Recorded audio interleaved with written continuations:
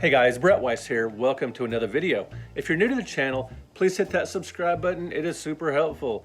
So the Intellivision Amico, it's not looking great. You guys have obviously heard, there's a fourth crowdfunding campaign, which obviously people don't like. The current CEO, it turns out that he was on the board of the Coleco Chameleon, that scam console. That's not a good look. And I've told you guys all along I would try to be objective as possible about the Intellivision Amico, this retro reimagined console that's been delayed for forever now, it seems. We've been talking about this console for what, over 3 years? And there's been a third delay as far as release date, and there's still not a set release date. And I have never been against Amico negativity, as long as it was polite, as long as it was civil discourse. That's just sort of how I roll. That's a preference. You may feel differently. You may enjoy something more harsh. And even though I've been called like an Amico apologist or just a fan that's really not objective about this, I try to be objective as possible about the Intellivision Amico for someone my age who grew up playing the console. I played it right after it came out at friends' houses, at my girlfriend's house, and just at cousins' houses. I grew up playing the Intellivision, and I got one in the early 90s, not right away, or the early 80s. I didn't get one when it was test marketed in 1979, the original Intellivision. It came out across the country in 1980, and I started playing it. It was late 79 or early 80 when I began playing it. I don't remember exactly, but I played it a lot because several friends had it and I really enjoyed it. And for someone who today collects Intellivision games and who still plays the console and considers some of the games for the system some of my favorite games, like Beauty and the Beast, which I've talked about a million times. So for someone who loves the Intellivision and grew up with it, I still try to be as objective as possible about the reimagined version of the Intellivision called the Intellivision Amico. And I've done actually 3 negative videos on it that are somewhat negative. I talked about how the free music they gave away was not necessarily for me. I never did download it. And I did a video how on 7 reasons the Amico may not be for you, reasons this console may not be for everyone. And then I did a video about the Amico has an Atari problem, which I think it does. These new Atari recharged games or the kind of thing Amico fans, those of us that have played it, those of us that are excited about it, that kind of fills a hole. There are modern versions of older games. Atari is just one example. There are retro reimagined games on the Switch, and you can play modern versions of old games. That is a thing. The Amico is not exclusive. And so I've talked to this, I've mentioned these things to you guys, and I've even done videos where I've read positive and negative things about the Amico. I've read negative comments on my channel, just people that were excited about the Amico that had positive vibes for it and people that were negative. So I want to talk today about 5 big mistakes that Intellivision / Tommy Tallarico made leading up to this moment where we are today. 5 mistakes early on that the company made, and how that's just sort of helped lead where we are today. Now, very briefly, I don't like hate videos, and I don't like some of the things that have been said about the Intellivision company or about Tommy or whatever, because I've known Tommy since the early to mid 2000s Classic Gaming Expo in Las Vegas. I've heard people call the Portland Retro Gaming Expo the very first Retro Gaming Expo. Not even close. Classic Gaming Expo started out as World Atari in the late 90s, and then they changed their name to the Classic Gaming Expo, and I believe the last one was in 2014, but that was always a great con. And I got to know Tommy there, and then later on, I reviewed Video Games Live for the Fort Worth Star-Telegram, and I got tickets from Tommy and all that, because just as a journalist, this was way before the Amico, so I've known him for a long time. One reason I was looking forward to the Intellivision is because, oh, cool, Tommy, I know him. That's cool. I hope it succeeds. Partly because I think, he's done a lot in the industry as far as music goes. The Video Games Live thing is cool. I hope it succeeds, and I also hope it succeeds just because, and mainly because I love the Intellivision. But they've definitely made mistakes, and I've always told you guys I would be upfront about just my honest feelings about what's been going on. And like I said, without any more preamble, I'm going to go back to 5 big mistakes they've made along the way, some earlier things. So number 5, insulting crowdfunding. Now, very early on, Tommy talked about how he even mentioned the word scam in crowdfunding consoles. Now, obviously, the Intellivision Amico has done their 4th crowdfunding campaign for the Intellivision Amico. Now, I'm sure very early on, he didn't have plans to crowdfund, or he would have said so. He certainly wouldn't have called it a scam. He wouldn't have insulted crowdfunding for consoles. Now, it would be very weird if Sony or Nintendo crowdfunded a console, but I think a startup company or a small company crowdfunding a console, I really don't think there's anything wrong with that because, I mean, getting investors, getting people to crowdfund, you got to raise money to bring a console onto the market. This is a huge enterprise, and there's nothing wrong with crowdfunding a console, and I thought that was a big mistake on Intellivision's part, or on Tommy's part, to just say they would never crowdfund. It was too early in the game to say something like that, and I'm sure that was something he wished he could take back. So that's number 5. They had to go back on and crowdfund after insulting it early on. Number 4, and this one really rubbed me the wrong way, maybe more than anything, is insulting Nintendo. And there was an infamous moment where Tommy talked about there was rape in Nintendo Switch games or whatever, and violence and all this stuff. And I totally get the idea of the Amico being a family console. You can't use the Amico to get online and go to any kind of website, so parents would be confident in that way, and you can't speak to strangers through the Amico like you can on other consoles that go online.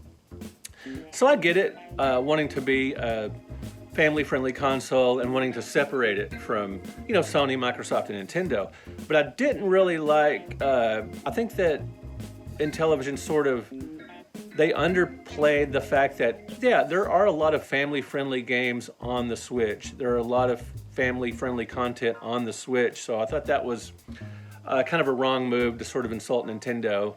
And again, I mean, Tommy was fair about this a lot. He would say, hey, I'm a big PlayStation fan, I'm a big Xbox fan, I'm a big Nintendo fan. Tommy would say that, and he was in a recent Nintendo documentary. So he's a fan, but at the same time, when comparing the Amico to other consoles, I thought they maybe went a little too far in talking about the Switch, because it is a very family-friendly console. I thought maybe more emphasis on the fact that the Switch, the Amico, 4-player, 8-player, I think that should be more of the emphasis than on, no reason to really, Sega did it back in the day with Sega does what Nintendo don't, but the modern incarnation of Intellivision is hardly Sega. So that's number 4. I just didn't think insulting Nintendo didn't really endear people to the Amico. I compared it to this, there was a new hard rock station in the Dallas-Fort Worth area, and one of their very first promos, they started insulting Stevie Nicks, because, they were going to be hard rock. They weren't going to play stuff like Fleetwood Mac and Stevie Nicks. And I thought, seriously? You want to promote your channel by insulting Stevie Nicks, by, the godmother of, this awesome, rock goddess? Oh my goodness, bad move. So anyway, not the best to insult Nintendo. I didn't really get the point with that. Number 3, they announced early on the early release date, over 2 years ago, they announced a release date, or has it been 3 by now? I've lost track. You really shouldn't announce a release date for something like this until the hardware is actually in production. I think that's a better move than announcing it way ahead of time. And I get ambition, I get goals, and I get thinking something is going to happen. I'm sure they thought the Amico would be out by then, or they wouldn't have announced that date. I don't think this project has been a scam. I don't think from the beginning they were set out to scam people or to try to, some investment scam. Tommy obviously has tons of money. He doesn't need to run any kind of scam. I don't think he's scamming people. I just think it just got out of hand. It just got to be more... It just turned into the bigger project than they imagined. So number 3, early release date. Shouldn't have given that, and I'm sure they would take that back if they could, like a lot of this stuff. And number 2 relates to that, early release price. Years ago at the Portland Retro Gaming Expo, again, 2 or 3 years ago, Tommy in a speech announced that the Intellivision Amico would be between $149 and $179. And obviously it's gone up to $250, and just recently they've talked about it maybe even being more expensive than $250. I see $250 sort of as a top of the line price for this, console. Since it is not super powerful, it does come with two pretty fancy controllers. But beyond 250, I don't like the the $300 price point. When it went up to 250, I wasn't thrilled about that, but I thought, okay, I've paid more than that for consoles before. That's fine, but much more than that, I don't really like. And saying 149 to 179 very early on, when they probably didn't have any idea, that was just a ballpark they were shooting for, to announce those specific numbers and just instead of saying we're shooting for a lower to medium priced console, that might have been a better way, just to leave it generic like that, or just not talk about price at all, really. That was number two. So number one, I think from the very beginning, Intellivision has underestimated the difficulty and expense related to releasing a console. Maybe they should have had more people early on that had actually, I don't know, or consulted with people that have actually released a console. I don't know. I don't know all the inner workings of Intellivision, but for whatever reason, they appear to have underestimated the expense and the logistics and everything it takes to release a console. Now, yes, the pandemic did affect shipping and components and all that kind of stuff, but I think it's been obviously a lot more than that has gone into the fact that this has been delayed. But I'm pretty sure the company probably just underestimated I never would want to do this. I've talked about, I would never want to put on a video game convention. I would never want to take part in releasing a console or whatever. These massive projects that everybody I know that have done these things, it has always been a headache. It usually goes over budget and it's just a major undertaking. But anyway, I think it was just a bigger project than they originally thought, which is too bad. And I think that's led to delays. That's led to price increases and some of these other things. And again, I think they had honorable intentions from the beginning to come out with a family console, to do something legacy-based like the Intellivision. I know Tommy grew up loving the Intellivision, and I think they had good intentions from the beginning. And I don't think Tommy was trying to pull any kind of scam or investment, anything like that. I consider him still a friend, and hopefully that's the case even after this video. But whatever, I think there can be some redemption if the console will actually release. Beyond, the pre-orders come out, the Founders Editions, and then beyond that, they appear in stores, fingers crossed. I hope this still comes out. I have high hopes, or, I don't know if I have high hopes at this point because things have kind of spun out of control, but I still hope it comes out. Let me put it that way. So far, I've kept my pre-order. I'm taking a little bit of a chance. I'm risking $100. Now, once they want the extra $150, I don't know how that's gonna work, because I'm gonna send $150 more before I get this console. I really don't know. Maybe you can let me know in the comments how that's gonna work out. And let me know in the comments what mistakes you think Intellivision has made along the way. And the release of the Amico, obviously there's been some more recent ones in addition to the 5 earlier mistakes I'm mentioning in this video. Wanted to give a historical perspective and go back to the beginning, how all along my main thing has just been, oh cool, a retro reimagined Intellivision system. Big fan. I love the Intellivision, got me a flashback, and I've got over here a ton of boxed Intellivision games. I have an Intellivision and Intellivision 2.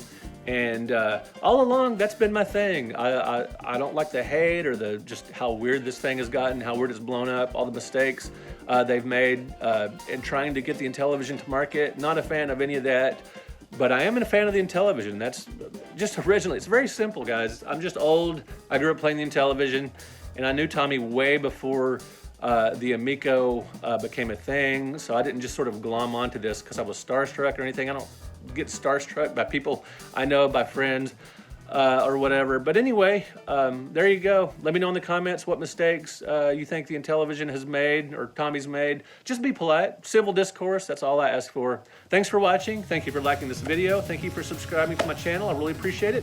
We will see you guys in another video. Thanks for watching. If you're a fan of my work, you might want to consider supporting me on Patreon. For just a low fee each month, you get a lot of extra content. Another way to support the channel and my writing career is to buy books direct from me, including the 100 Greatest Console Video Games, the Classic Home Video Game Series. It's like an encyclopedia set. And this massive bad boy, the NES Omnibus Volume 1 A through L. I will put links in the description of this video where you can buy books direct from me and where you can support me on Patreon. Thank you guys so much. I really appreciate it.